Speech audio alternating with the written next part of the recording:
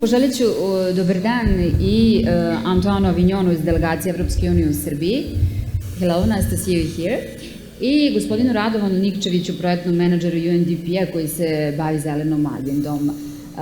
To ono o čemu sada govorimo u nastavku. Sad voljela bih možda... Ok, we have a problem with microphones. Okay.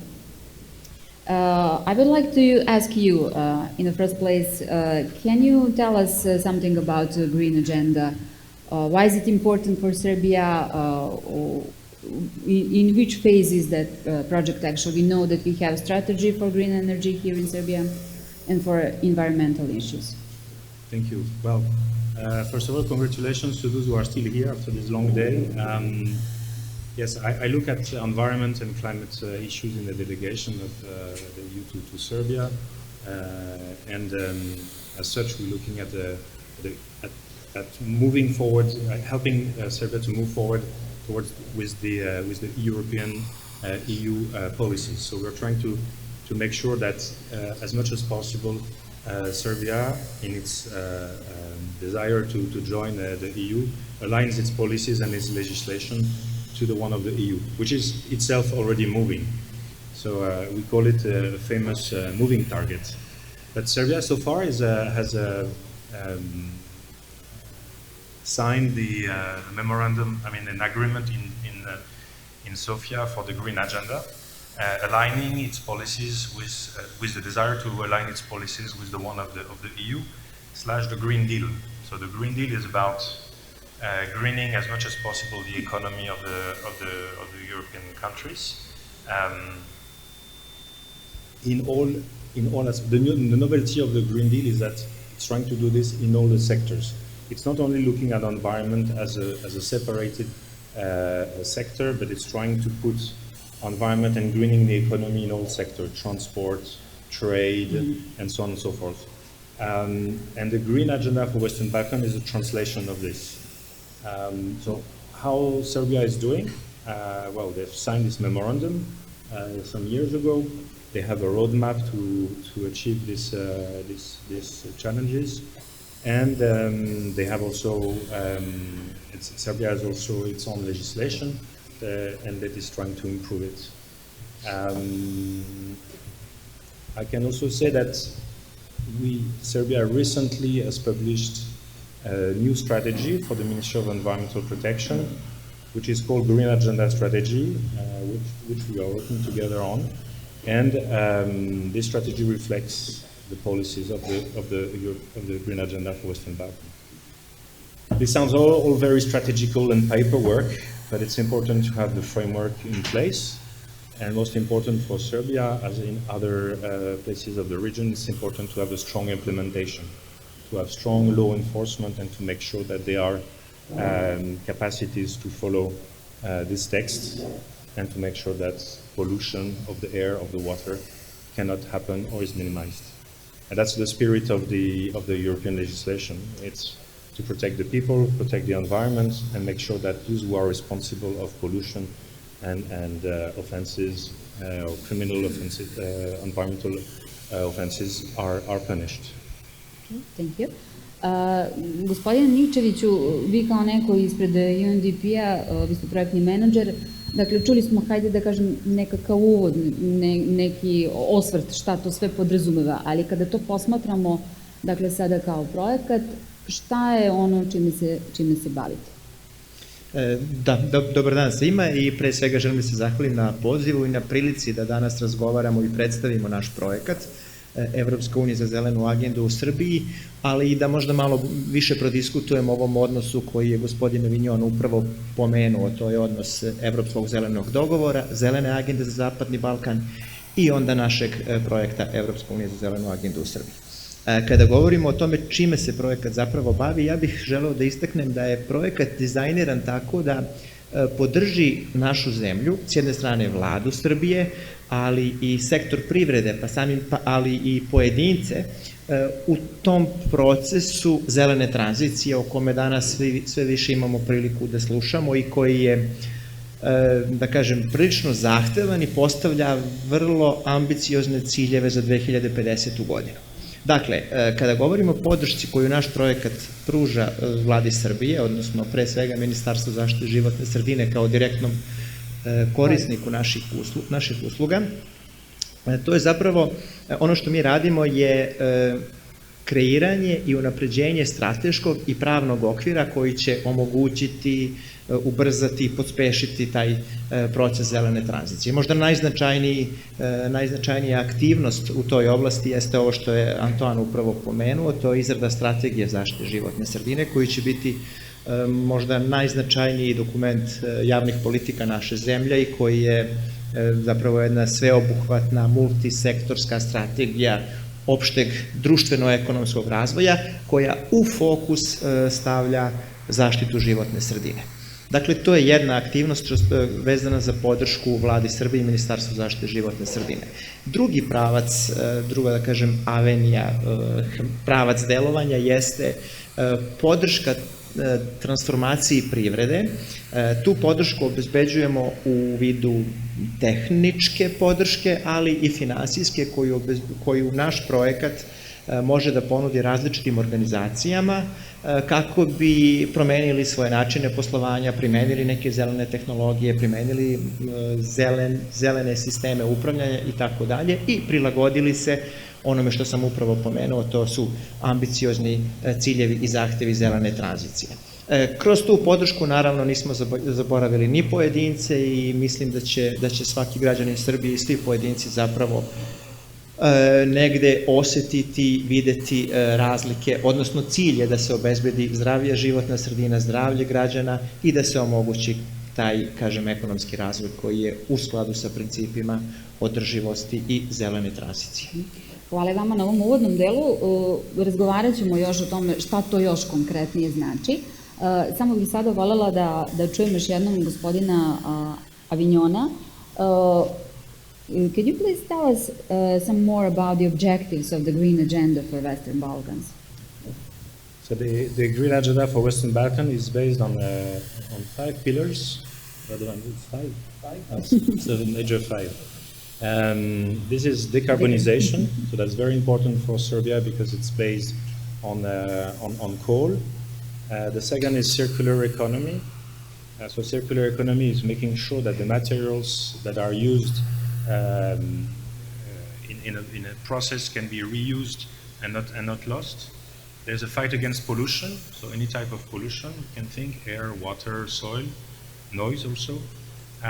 Then there is biodiversity, so nature conservation. And this we are working also together to make sure that this is taken into consideration. And the last one is bioorganic products. So what we call in the Green Deal the farm to fork, meaning to try to reduce as maximum the number of kilometers between where the food is produced till your plate, as someone who likes to eat. So these are 5 pillars of the Green Agenda, reflecting the principles of the Green Deal, which transpires, let's say, into our project and everything we do. The delegation, together with the Ministry of Environmental Protection or the Ministry of Agriculture, where we try to push these principles. So one of the examples is this project we have together with UNDP, where we have put 8 million euro to do what Radovan described. And last Friday we were in not far away from Belgrade with the ambassador and the UNDP country representative to see 2 companies that have benefited from our grants. Most of the money these companies they put themselves, it's their own budget after applying to a call, and we put some small money, but that is, I think, very good use of Euro money, of European taxpayers' money, because it kind of guarantee and it de-risk the investment from the company, and then they are part of an accelerator process together with us. And we see these innovative solutions coming. So it's not paper, it's not blah blah blah from the EU legislation. It's really money invested to companies and to staff. Then they, for example, there's less noise, or the air in their own companies is better, and that, of course, at the end it increases competitiveness. And because these companies have a better image also to sell, apart from their product, but they also have a better corporate image. Okay, thank you. Gospodin Nikčeviću, sad vi ste rekli, naravno, jedan smer je, sve ovo naravno se preklapa sa ovih 5 ciljeva, sve te oblasti, isprepleteno sve. Sad vi ste rekli da se s jedne strane podržava vlada u donošenju strateških dokumenta i od toga uvek nekako sve mora da pođe, a onda dalje u tom praktičnom delu kada govorimo o kompanijama, da li sada u okviru projekta postoji prostor i dalje da oni apliciraju da postanu više zeleni, da tako kažem?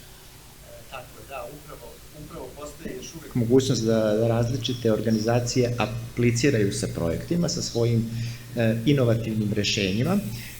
Taj javni poziv koji smo objavili je otvoren još uvek i bit će otvoren do kraja trajanja projekta, to je do kraja 2026. godine. Ja bih samo još dopunio ono što je gospodin Avignon rekao, on je pomenuo 8 miliona podrške delegacije Evropske unije, koja je zapravo bila inicijalna pomoć za pokretanje projekta.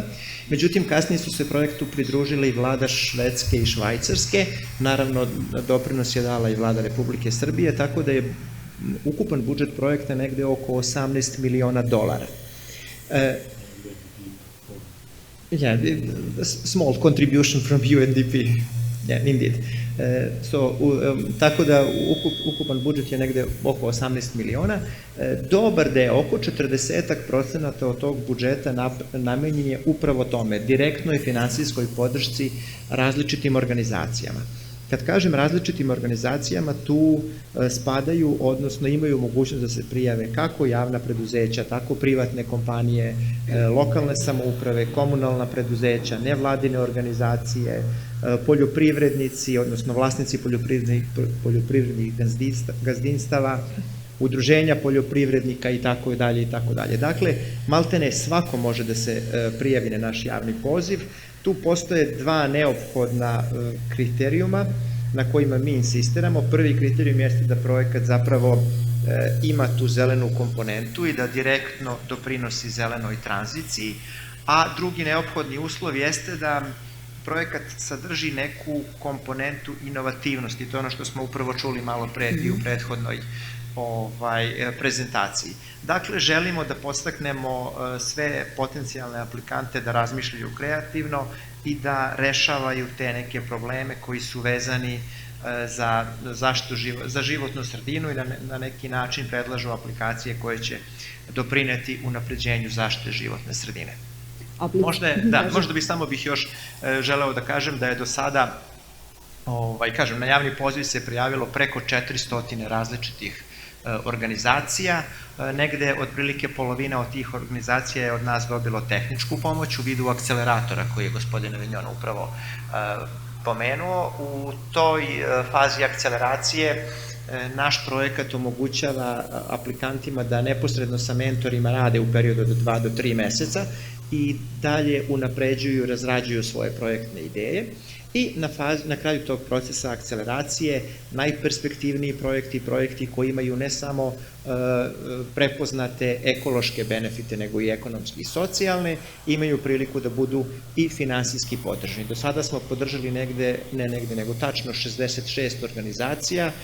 Ukupna investiciona vrednost projekata koji su do sada podržani je negde oko $25 miliona, od čega je naš projekat, zahvaljujući podršci i Evropske unije, ali i ostalih partnera, obezbedio oko $4,2 miliona. I samo još u ovom delu bih voljela da vas pitam da i vi kažete koji je vaš savjet onima koji razmišljaju, dosta smo danas govorili o tome i negde bi uvek moglo da se prouča ono što je zajedničko, svi kažu vodite računa da tačno odgovorite na tu aplikaciju, na zahteve, da svima bude jasno o čemu se tu radi, da se prosto uklapate. Sad kažete da šta je ono, ali nekako volimo da damo tu dodatnu informaciju svima koji nas danas prate i online, koji možda nemaju priliku da vas ovde uživo to pitaju. Da, pa ja bih upravo ponovio to što ste vi upravo rekli, što sam čuo na prethodnoj prezentaciji, jeste da svako ko želi da aplicira pokuša da što jasnije objasni, odnosno predstavi svoj projekat, da identifikuje problem koji želi da reši i da objasni konkretno i na što jednostavniji način kako taj problem želi da reši i da prikaže naravno koji će biti pozitivni efekti tog njegovog projekta. Mi smo napravili jednu, mi duboko verujemo, jednostavnu aplikaciju koja se nalazi na sajtu EU za tebe, ali naravno i na sajtu UNDP-a i naravno te linkove za aplikaciju možemo podeliti s vama, odnosno gore se nalazi naš infopult, pa svi zainteresovani mogu sratiti do infopulta i dobiti više informacija i linkove. Kažem, napravili smo jednu, verujem, jednostavnu aplikaciju koja aplikanta vodi kroz proces, traži mu ono što je bitno da on u aplikaciji navede i verujem da je taj proces vrlo intuitivan za svako ko želi da aplicira. Ukoliko je potrebna pomoć, da li može da se obrati UNDP-u za neki savjet? Da, naravno, da, mi imamo e-mail adresu koja se nalazi gore na našim flyerima, mogu je posetioci, mogu ih preuzeti, tako da uvek može poslati e-mail na našu e-mail adresu, a tim naših eksperata koji radi danonoćno, moram reći, ima nas otprilike 20-ak u timu, će u vrlo kratkom roku odgovoriti na sve upite koje dobiju. Okay, hvala. Okay, would you like to add something? Okay. I could add that for the to a good proposal. Of course, there's the clarity of the text, but there's the clarity of the objective. So what is intended, and usually I also say there are three things not to forget. The first one is, as Radovan mentioned, is the part of innovation. We are looking at innovative projects. Innovative can be the technology, but can be also socially innovative. That can be trying to put people together in one place around a project, around a collective project. So innovation is not only technology, but can be a social construction. The second thing is consortium, or let's say partnership. Partnership can be very important to bring an idea together with different institutions, different organisms. And the third one is, I would say, the idea of this green agenda project is not only innovation, but is also to have a direct impact on emission reduction, on fighting against pollution. Again, related to the 5 pillars of the green agenda. So decarbonization, circular economy, pollution, biodiversity, and biofood. So the idea here is really to link these principles with the tangible impact. So if the applicant can already measure what impact it could have in terms of emission reduction, that's a real plus for the application. If I do this, if I construct this, if this company, for example, have a process, we saw the other day, air filter, then it will reduce the dust or the emission of so much, and that is very practical. So this is something that is always interesting to see in application. Okay, thank you. And at the end of this info session, I would like to ask you to give us some small overview of the situation here in Serbia. What do you think? What we do to integrate green agenda principles in our planning? Yeah, it's a tough question because there are different answers, and the one answer I usually give is that you measure the care of the nation about the environment on the scale of what it does when nobody see you. If you're alone in the park and you just throw the plastic like this instead of putting it to a trash bin, that's a personal act, but that reflects to what the nation thinks about environmental protection. And I'm sorry, and the first thing is to have that recycled place for plastic. No, it's that not. Would be great. No, the thing is to keep the trash with you until you find a place where to put it. And it's not to rely on the state or the municipality to give you any bin. There are countries, like I can think about Japan, where there are absolutely no bins in the street because nobody would dare to put this in a bin outside. And when we do this as Europeans, Serbia, France, and so on, they say why, and also it costs a lot of money. But joke apart, the mentality for protection for environmental protection is within Serbian people. It is there.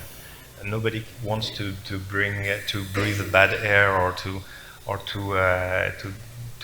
drink bad water. But it's true that there's a link with the infrastructures, with the investment that has been pending this last 20, 30 years and needs to be renovated. That's why the EU is investing so much together with these other partners That's what Serbia is tripling its budget to catch up with the investments. And we are not there yet, but it's a trend that there's more money. Yeah, but also I would say that what Serbia needs at that time is to be based on science. It's to look at the things based on science, not based on ideologies. And it's to look how to bring people together to solve some issues. The decarbonization transition is not going to happen in one day. Changing the fleet of cars and trucks and buses that are polluting because they are under Euro 3, Euro 4 standards, that's not going to happen in one day. But once, let's say, decision makers understand that this is what people want, and if people want that and make their voice heard, there's only one way. Also because Serbian enterprise must stay competitive, and the only way to stay competitive is to make sure that they green their processes. Because people in Serbia, in the region, in the EU member states, they don't want to buy from a company that is not okay on the green or on the social scale. And that is going to change the mentality. I'm happy to hear that, and I hope that I will see that in practice here in Serbia. In our lifetime. Thank you for your time. Thanks Da li ste vi možda želeli još nešto da dodate? Ne, ja bih samo nadovezao bi se ovo što je gospodin Levignon upravo rekao i možda istakao da su tu dva elementa jako bitna. Prvo, jedna međusektorska saradnja, znači uključivanje ne samo sektora zaštite životne sredine, nego i energetike i financija i poljoprivrede. I šta je jako bitno, holistički pristup u analizi kako novih tehnologija, tako novih metoda upravljanja i tako dalje, jer nekad se desi da nešto što nam na prvi pogled deluje zeleno, zapravo ima u nekoj detaljnijoj, dubljoj analizi se pokaže da nije u potpunosti zeleno. Ja mogu vam kao primer, evo za kraj navesti, svi se sećate one tehnologije rasvete pre leda koji je bio takozvane štedne sijalice, compact fluorescent lamps, koje su se naveliko promovisale kao energetski jako poželjne tehnologije, međutim, obzirom da se ta rasveta bazira na živi, na fluorescenciji izazvano zahvaljujući živinim parama, ispostavilo se da takve sijalice predstavljaju i tekako veliku pretnju za životnu sredinu, zato što predstavljaju i opasan otpad i elektronski otpad, pogotovo kod nas u Srbiji to nije na adekvatan način bilo uređeno, kada smo mi prepisali legislativu iz Evropske unije, tako da sa jedne strane imamo benefite u sektoru energetike zbog velikih ušteda, ali sa druge strane taj faktor zaštite životne sredine je kod nas bio dosta zabrinjavajući. Hvala vam obojici na vremenu. Verujem da će biti još raznih prilika da se o ovom govori, budući da je bez svake sumnje zelena agenda tema koja je vrlo važna za Srbiju, naravno Evropsku uniju. Hvala vam. Thank you, Mr. Avignon. Hvala vam, gospodine Nikčeviću. Razgovarali smo, dakle, o Evropskoj uniji za zelenu agendu. Bili su Antoine Avignon iz delegacije Evropske unije u Srbiji i gospodin Radovan Nikčević, projektni menadžer UNDP-a. Hvala vam.